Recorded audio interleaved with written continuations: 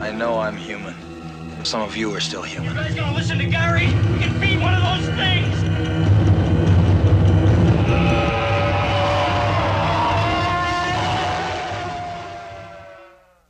You never watched The Thing? No. I thought for sure we had discussed it in the past. We discussed it, and when we did, I said, "Oh shit, I haven't seen that yet." Yeah, that's a great goddamn movie. It's more than a great goddamn movie. It's a Okay. fucking masterpiece, dude. It is a masterpiece. I am like late to the fucking party. Guess About what? 30 years, but anyway. That movie is near perfect. It's kind of crazy.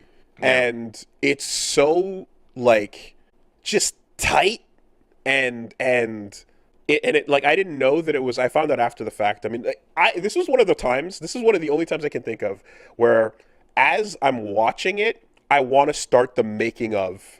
Yeah. At the same time, I immediately want to see the making of. Still Because some of the best practical effects ever. actually the best practical effects I've ever seen. Like actually, right? That just I'm not even going to pretend I've seen anything holding a candle to some of that. Holding up, and not just holding up, but like properly being gross. And it makes perfect sense that I'm like, hold on a second. Some of this shit, some of these melted, horrifying bodies and corpses and just deformities, I'm like, motherfucker, RoboCop, of course you're the same guy, right? Yeah. With the melting dude, old right? Stan. Yeah, just like, of course, so it's like, okay, yeah, this makes perfect sense. A wonderful prosthetic, a puppet of Peter Weller, which looks exactly like him. Go! And it sits up and it looks around and it gets frightened and screams and the whole back of the head blows off. Quite traumatic.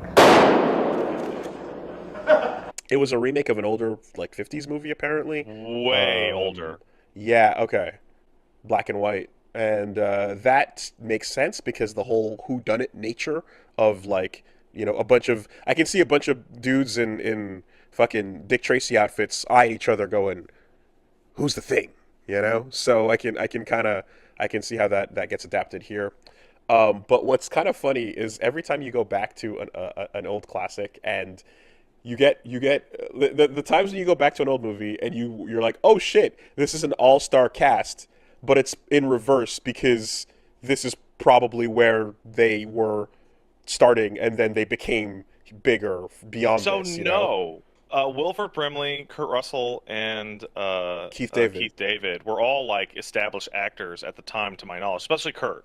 Okay. Yeah, Kurt for sure, because I know they also went on to do the LA and NY Escape. But it is kind of strange to see like really young Keith David.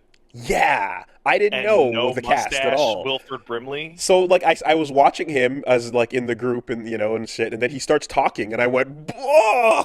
Like I had that like, oh fuck, it's you. That was incredible. I guess like the more modern things that you can detect a formula in, you can kind of feel when it's like, all right, it's been about 20 minutes. Looks like the audience needs to be woken up. We need an action scene here. In this case, like you'll hit that point where you're like, right around now is when something should start happening again or so, and then it doesn't, and it's like, no, we're still just trying to figure out what the fuck happened over there. Mm-hmm. How the Swedes doing? Not too great. Oh, okay. They're Norwegians, man. Yeah. No. Take that, Swedes. Woo!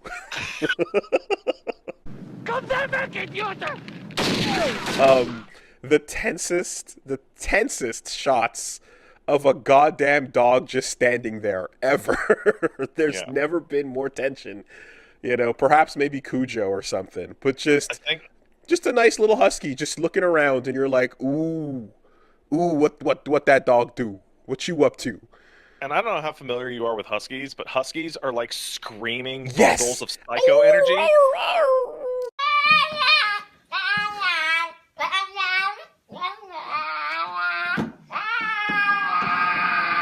So, like, the fact that you have this husky just standing totally still, looking at nothing for like 30 seconds is like, oh, that's weird. They don't do that. They don't shut the fuck up, ever.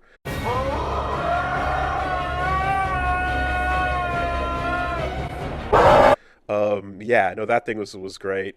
The clown shoes fucking sniping from the helicopter in the beginning is super goofy, and like those are the like 1982. I mean, there's a lot of things they're doing. They're crushing it on practical effects. Gunshot Foley is still just like, insert like wrong gun, insert like whatever into wave, and it's the same gun. It's like that's all right. That's old. And then of course I had to ask the question. So. Was there? Did they do it? Did they do the remake? And it's like, of course they did the CG remake in 2011. But it wasn't a remake. It's a very weird movie. Oh, I thought it was a remake of it. Okay. Before we go on, I just want to say what stood out to me the most after all this time. I rewatched the thing like a year or two ago. It has the best shot scenes of a group of like 10 people freaking the fuck out in one room. And they're kind of talking over each other, but they're not like everyone's lines are distinct and you can tell what's happening, but they're losing their damn shit and they're pointing fingers. It's great. The CG remake is what happened to the Norwegians. Oh, it's a prequel. Okay. And the saddest thing about that CG remake is they filmed the entire film with the practical effects. And the practical effects looked incredible, but a producer came down and went, "The kids like the CG. You gotta make it all CG." And then they painted over. Oh, they're the worst. They're the worst. CG. They're so worthless. They're so unbelievably worthless. They actually did it. The people who were making this understood. That there's a rough cut of the movie somewhere that exists. If we're gonna do it, we practical. Do it practical. Like they actually got as far as filming it and having it done, and then some fucking asshole. Oh my god, they're the worst. Like it's not content enough to ruin things from the jump or before they're made. You have to come along after the fact. And okay, wow, that's annoying. That's so annoying. To hear that they even did it properly and then it was ruined. It's still a totally pointless remake because it's like a shot-for-shot recreation of the things. It's like, wow, the same events happened twice, kind of. Yeah. But you do 2011, you can show the kids. Well, I mean, look, that's so vexing knowing how good this was. The actual, the practical effects are incredible. The dog split I've seen a million times referenced elsewhere, so I'm like, yeah, you there saw we it go. Parasite Eve even. Of course, yeah, that thing is that thing's legendary. But when, as good as all of those were, for some reason, the CPR, where the chest opens up, and then the head falls off, and then this head spider, and for some reason that head melt sequence into head spider looks twice as good as the previous amazing practical effects. That one in particular was just unbelievably good because he was still breathing, his head was still moving, the tongue was going, and then the tentacle was coming out of it. And pulling itself, so it wasn't just the plastic or the rubber dummy. It was still parts of him and shit. And then that's the most complicated shot in the whole movie. It's unbelievable, man. And as it's going down, you're seeing that it's that is its own bit, and each piece is trying to survive in its own separate way, which then obviously becomes part of what they're discussing. Man, that scene is complicated on two levels. One, the head is a robot, and the robot was attached to the body by putty that could stretch and melt off, and then controlled remotely. But before that, and it's easier to see if you're watching a Blu-ray cut of the movie. So when he does the CPR and it opens up and his arms get chopped off. What they did was they used an actor who had his arms amputated at the elbows, and they made a silicone mask of the doctor and had him wear it. Oh, and have him switch out for the 15 frames in which he's standing there going and then they cut to the face shot. And then they start on the animatic with the fucking the robot, and then they start actually melting it so that it pulls off. God, man. It's unbelievable, that sequence. I was fucking pogging the whole time, just at the tech, while a dozen times, I still can't tell in every scene who is the thing and who isn't. You gotta be fucking kidding. And like the one that's the hardest is like when they go see Wilford Brimley. Dude, I lost cabin, my and shit. there's a noose just I in the lost background. my shit. There's a noose there, and he's like, "Hey guys, hey, let me out." No, it's cool, it's cool. I just want to come back in. I promise, nothing's gonna happen. I'm gonna be okay. I don't want to stay out here anymore. I want to come back inside. You got to the point of tying a noose, and now your opinion has changed completely. Like that I died at that. So the only thing I guess is like one thing that lingers in my brain is I'm like, okay, try without looking anything else up or reading any further. In my headcanon, I'm trying to piece together the idea that this animal, bestial, shape-shifting thing that seems to thrive and survive on just it's not exactly shape-shifting, right? It's absorption and rebirth almost. No, it can shapeshift. It can Well, do anything. It just chooses not to do so unless it's threatened. Okay, but like it's becoming things around in its environment, but it's also like eating things and then like and like or its own blood can like go inside of yours and then it can take over from there. Like but the whole thing that it's doing, I'm just kind of like, okay, this is a very like survival crazy, animalistic thing, and I'm like, picturing this piloting a spaceship doesn't make a ton of sense because it's almost like a xenomorph is great as I'm locked in the ship and it's trying to kill me threat, but a xenomorph at the cockpit doesn't make a ton of sense. That's why you got the jockeys, right? I wonder if there was another alien in that ship that was the actual pilot, and it was transporting the thing, and then the thing got it, and that's totally what went. Possible. Yeah, that makes a ton of sense to me. Where it's like there was a container and it was in it, and it's like, okay, cool. So that wasn't the actual thing that was landing, and then something went wrong or whatever. It was probable that like it got the thing that was there. The actual alien. A John Carpenter's 1982 The Thing fact, which will bum you the fuck out. Is it confirmation of something that we don't need confirmation of? No. It's that it was one of the worst reviewed movies John Carpenter ever made and bombed harder than anything else. In theaters? It bombed so hard, dude. Oh, man. There's two reasons for that. One, it came out in 82, in which everyone was like, this is just schlock, gore, garbage for idiots. And two, was that it came out alongside E.T. the Extraterrestrial. Wow. Oh, so no. Critics were like, I want to believe that aliens are our friends. Oh, no. Oh, that's fucking... It got Call of Duty'd. That's... Jesus Christ. Okay, and like you got... Not only that, you got fucking Spielberg on the other end of your... Yep. Yeah, good fucking luck. Hey, you want to take your kids to the Alien movie? How about the one that's really friendly and heartwarming and by Steven Spielberg? Or do you want to take your kids to the fucked up nightmare movie where aliens just eat your ass and turn into a dick? Like the one that went on to become the logo of the company because it was so successful? God, yeah, that's hopeless. Oh my God, people are pointing out that it is the Horizon Zero Dawn of horror movie. I love it. I mean, obviously... Like it, that's fine because at the end of the day, that's a drop in the ocean that is John Carpenter's career.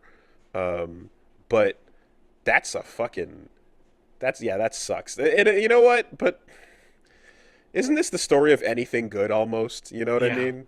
I'm like, that's a perfect ending. So like, okay, so for many I don't care.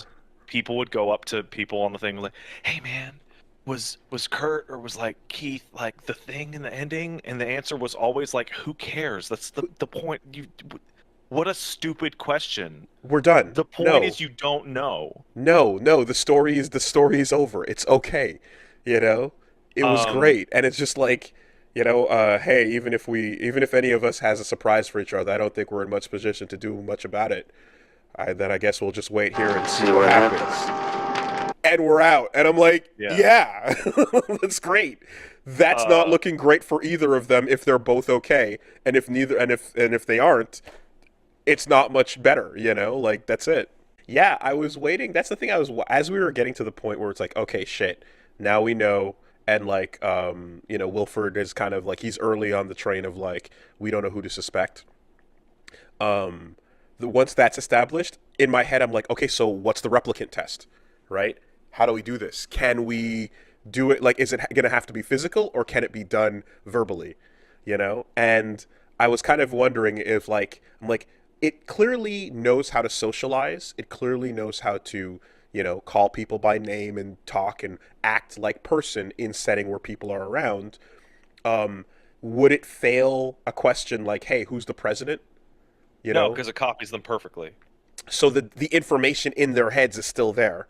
Yeah, it is indistinguishable from the person it absorbed, other than the fact that it can turn into a dog monster if it wants to. Okay, you can't. So then, yeah, you can't get out.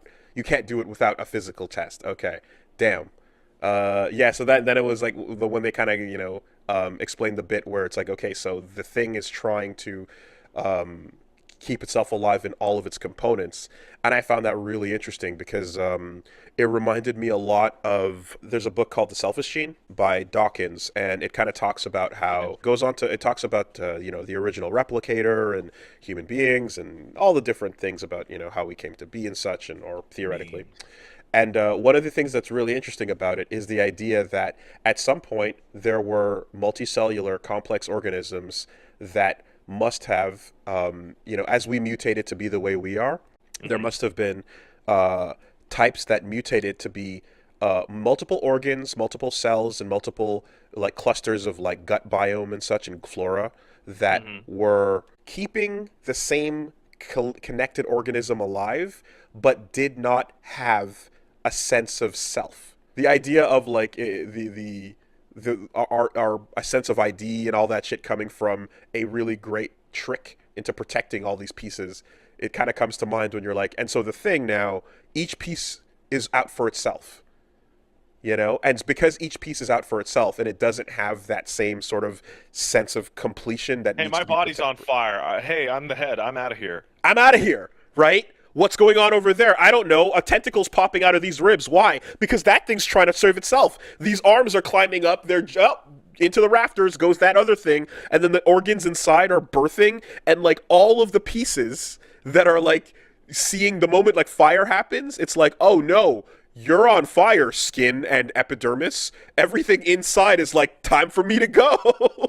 And like that's such a cool idea where like it has no sense of like trying to protect itself. It's just whatever's left. To its own body. No loyalty to its own body. Whatever's on the bus is like, get the fuck off the bus. The bus is shut down.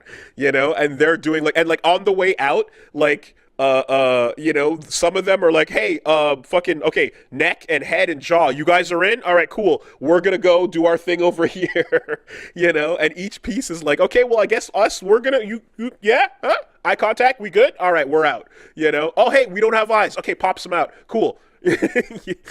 It's such an interesting concept for a monster, more than just the shape-shifting, which is the only thing I knew about the movie prior, was that it involved shape-shifting and really great it's a very effects. Strange and unique form of shape-shifting. What a great, cool concept for that. The mitochondria is the powerhouse of the cell. Yeah. And then your classic roster of ne'er-do-wells and nerds and fucking guy who only smokes blunts for the entire movie. Yeah. And your old cop with the gun, he's a little too twitchy, and you're like, what's your deal? Is like, why you? It's like, oh no, you're just a twitchy old asshole. That's it. And a surprising amount of nonchalance towards like random Norwegian like with guns showing up and then shooting in their direction. Like they kind of stood there and went, what is happening? And he took his shots, and then they took him out, and then the guy's like, oh, you're shot in the leg. You okay? He's like, I'm fine. And they're like, the 80s, man. It was the 80s. And they're like, well, I guess the idea is like, look, we're in the fucking Antarctica, right? Like, we're not gonna waste our time and resources where we, in anywhere we don't need to. But yeah, don't know what's going on over there. Let's go try to help them, I guess. But you know, if you don't want to go, you want to go over there. All right, fine. Let's go find out what happened. You know, I think what's great is that had any of them spoken even a little Norwegian, like the guys, what he's screaming when he gets there is actually fairly clear. That's what. Let me guess. That's not a dog. Get away from that dog. That dog is not a dog. It will kill you. Get away from it. Great. Yeah. Helvete, kom der vekk. Det har ikke en bikkje i. Det er en slags ting. Det imiterer en bikkje. Det er ikke virkelig. Kom der vekk, idioter! Cool. And clearly that's the other thing too is like by that point you're also going like, okay, it's learned that dogs are a thing, dogs are around, and also it can hop up on you and act sympathetic to gain points, you know? So it picked up a whole lot of information in just because like there wasn't like another base beforehand, you know, or other humans beforehand. The Norwegians were the first people it encountered, therefore it got that much info out of that one base, you know? So when they go, estimate however many hours, and I did some quick math, and it's like 3 years before planet Earth is fucking done. Oh, dude, he has a little computer simulation, right? And he's like, how long until? And you're like, oh, dude, it would be like right away if you put that thing into a city, and it was just like, boop, boop, boop, boop, boop, boop, boop, like it'd be exponential. Now, admittedly, transportation is not what it is today in the 80s. It's you know what I mean, but it would take its time, but it would still get. Yeah, they there. didn't have planes back in the 80s. It was hard to move. No, around. it would certainly do that, but I mean, like and the thing is too, of course, is the word getting out is so much worse as well, you know, because they're radioing for help outside and trying to figure out, and there's no contact. And it's like, of course, they're isolated, you know. When you kind of just think about like as well, whatever it's absorbing, like I guess they all kind of maintain that knowledge too, right? Yeah. So it gets everything. It's an impossible thing to fucking deal with. And then the fact that it's like, oh no, the cold is good because it can preserve itself, you know. I'll just wait till somebody comes to check out what happened to us. Mm-hmm. And then somebody will dig it up and go, what the fuck is this? And fire is going to temporarily delay it, but it's not really getting all of it because you have to completely and utterly get all of it, like till the's nothing left, you know. It is to be assumed that the way Impossible they burned enemy. that place down, they actually totally got all of it. I mean, for movie purposes, you have to take that in as what we get. What we got is what we saw. But like logistically, if the blood can try to skirt away and save itself, fuck, man, it's an impossible enemy. You know. Also, did Wilford Brimley like shovel an entire under shack base and create a giant escape ship in a 7-hour span? Well, no, the thing did. Okay. So that's what I was talking about earlier. It's really unclear as to at what like during that conversation where he's like, "I want to come back inside." He's gone. Is he the thing, or is he mentally broken, and the thing just comes in and gets him later? Because the thing could pretend to be Giles or whatever and open the door and just eat him. Because the fact that there was a noose there made me think, oh, Wilford Brimley himself checked the fuck out, but before he had a chance to actually do anything, it got him. And then it's making a UFO in the basement. Yeah, of course that makes so much sense because that's where it came from. That's the transportation it'd be familiar with. Motherfucker. Okay, yeah, okay. Because I'm like, what are you shoveling underneath there to escape? No, of course, it's what it was doing. And then you get to argue about like how anyone got to the blood, and only after enough rewatches you notice that when they find Palmer, I think it is, there's a Foley effect of keys hitting the floor. Oh, okay. Because Windows drops the keys, which is what allows. Yeah. And that's how the doc and forget all their names. It's been a while. What I was and then of course there's a couple of like real clear like, oh, you see like someone sneaking in the back on their own, and you're like, okay, what are they up to? And with the exception of Keith David, it's pretty much a red flag there as well. What I wasn't sure about was the when they get Kurt Russell's jacket, or when they find it rather, one of them went up to his shack, I guess, and then just planned for that. Probably dog guy. Or maybe Kurt Russell, like, let's ignore the video game because fuck that. maybe Kurt Russell was part of the thing for the vast majority of the movie. Maybe it was the thing after the fight with the thing or before the blood. Like there's. So you want to Pepe Silvia chart this shit? You totally can. You can. The thing with it though is that like I don't think there was an instance of thing on thing violence, right? I don't think there was an instance where it was ever willing to. Which if it did, it would be incredible, but we never had a moment where it was willing to sell itself out completely. It would create doubt. It would sow seeds of uncertainty and like open doors, close doors, kill the lights and such. But like and I forgot the one guy who's like I don't want to be trusted with the gun. The kind of chubby dude. He kind of goes like and makes a noise later. He is like calling them over when he sees something happening outside. So they're willing to play along to that degree, but not actually like go as far as like a thing taking out another thing, you know? Oh, somebody in the chat points out that Palmer, as the thing, points out the spider head trying to escape. Oh shit! Yeah. Okay. Well, so that there's the head escaping, and again, like I said, the guy that I just mentioned, he points out something sus happening outside the bunker, while he's the thing as well. So there is there's implication. Yeah, because there's an imposter among us. Incredible. Are you excited to have seen the prequel to the hit game AmongUs? Yeah. Isolated base, no help, and one by one we all go down. You're being a real sussy baka. Although you have to you gotta stop and go. Okay, so the final bit where the only ones left besides Keith David are Kurt Russell, Old Man, and other black guy. And like other black guy who's been particularly panicked and cautious the entire time is now gonna go investigate a dark corner on his own. A horror movie, man. It's a movie. Yeah. You're like, all right. He's gonna do a classic because I also can't remember his name because he's not Keith David. Yeah. Now, will you turn that crap down? I'm trying to get some sleep. I was shocked today. Yeah. And he was blasting the music earlier, so he was being inconsiderate. That's one of my favorite moments in the whole movie, where Windows is screaming at him to turn it down, and he rollerblades over to the radio and just goes to not touch it. Absolutely. And then rollerblades back. And you know what he says? Can you turn that crap down? I just got shot. Very reasonable request.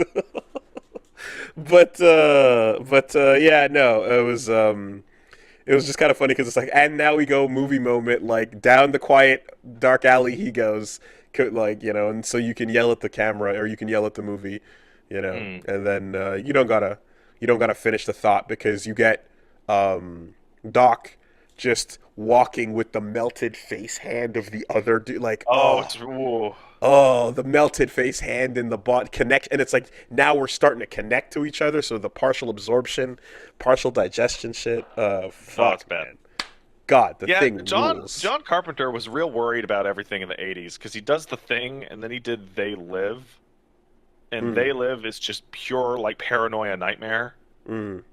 It's also a fucking nonsense movie that doesn't go anywhere, and it's a fucking trip.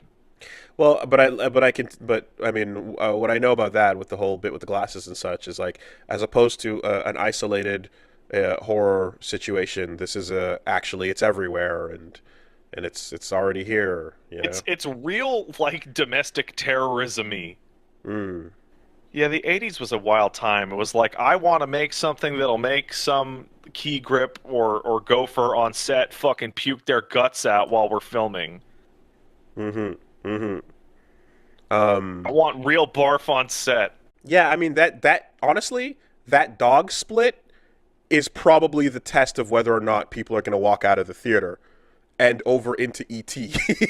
Because by that point, you're like like these two movies, Horror-Shlock, but it's not just Horror-Shlock. It's Horror-Shlock with a dog getting fucking split and another one melting, which, mind you, it doesn't do the acid attack to anyone else, right? Which people have since, Paul Marketing has confirmed, audiences hate nothing more than watching a dog die on film. Everyone hates it. So, yeah, you think fucking E.T. Phone Home was going to do a much better job in the next room over? You think the family wasn't walking out right around the time the second dog got it, while the third one was trying to bite a fence open for its own life? It's prying the fucking fence, It's one of those things. It's tough to see the context nowadays, but if you think about it, like, this is 82, right?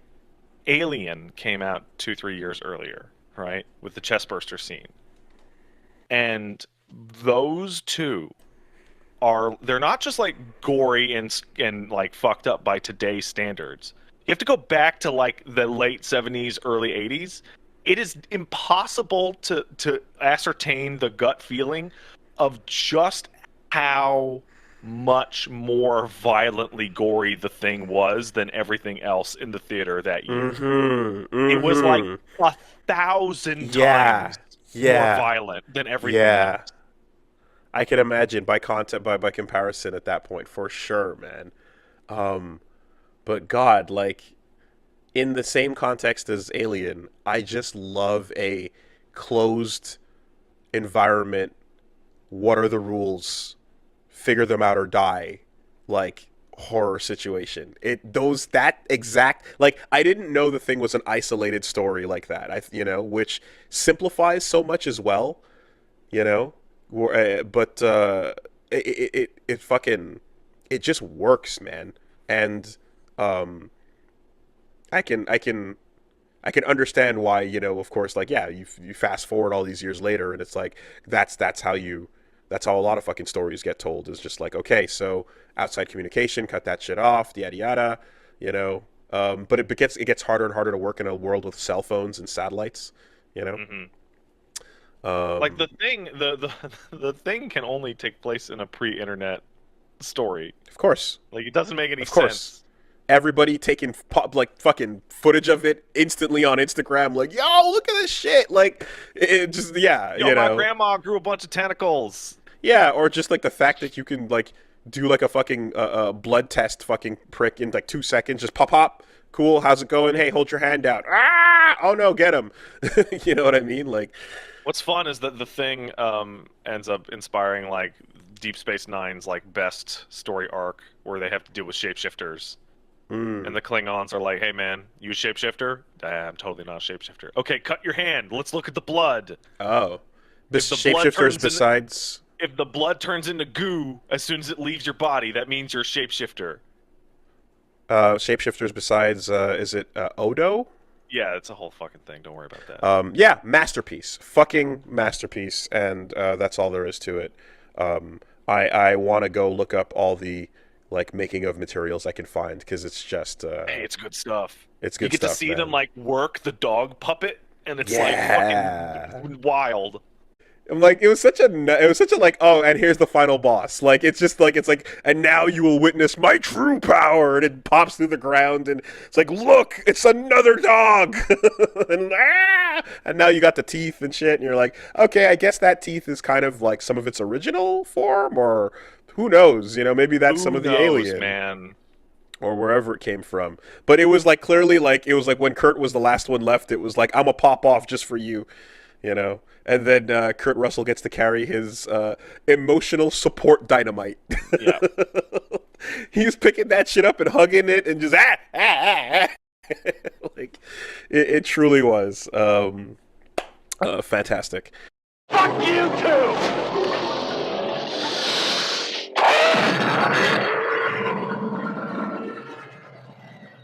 Many months later.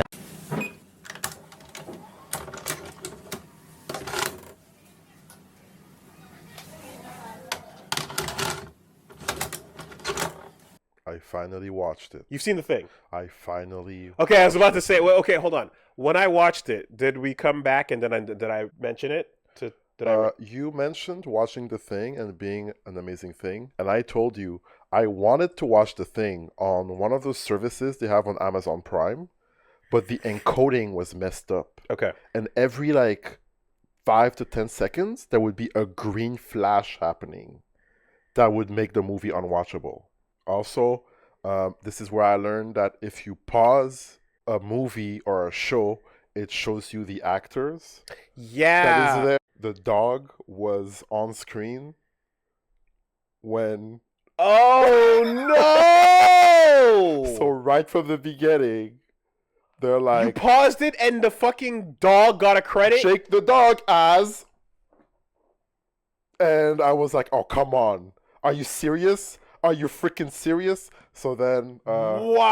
wow! That sucks! That sucks. Yeah. If you're walking into a theater for the first time in 19 whatever, You have no idea what's going on. you're just watching a movie. You're just watching a But movie. me knowing a bit about like, Yeah. oh, The Thing. So I had I nothing. start the movie. Oh, I had nothing you had at all nothing. when I Okay. started. And then I was Okay. like, I can't watch this. It keeps like The bugging moment- out. And then you pause it, and it's like, there's this actor on screen and this actor. And That's then the dog. horrendous, I know. dude. It should be like an option that you activate, I Of think. course, I don't want to man. see, I don't care. You did watch it. I did watch it, yeah, recently. Perfect So, movie. It's an excellent movie. Like literally Like- just You know how we said like we usually don't replay games or rewatch movies? Mhm. I finished the movie and I was like, I need to rewatch it to see what it's like to know. to like Yeah. re-experience it again. Yeah, I could see It's that. one of those. I could see that. No, it's nice when there's like an old thing that like you can go like, oh, I see why all the critical acclaim, because everything here is exactly what it needed to be, and the things that aren't there don't need an explanation right now, And- if ever.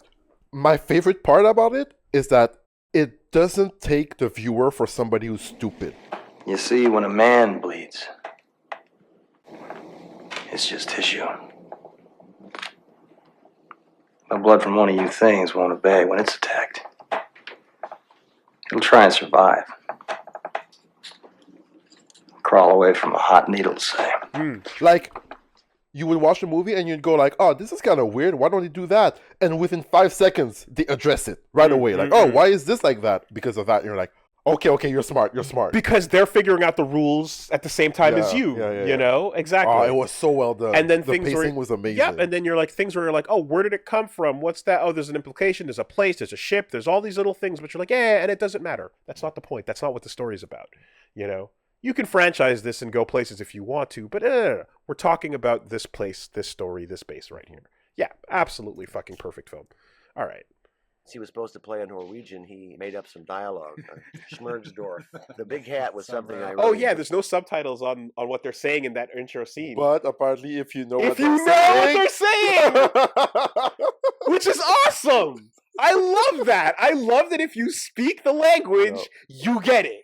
Little bonus for you. That's great, man. Now, did somebody have to volunteer for that shot? Our camera operator, Ray Stella. He said, I can do this all day. Wow. Oh my god. That's not good. Again, in goes the needle. Is that Ray?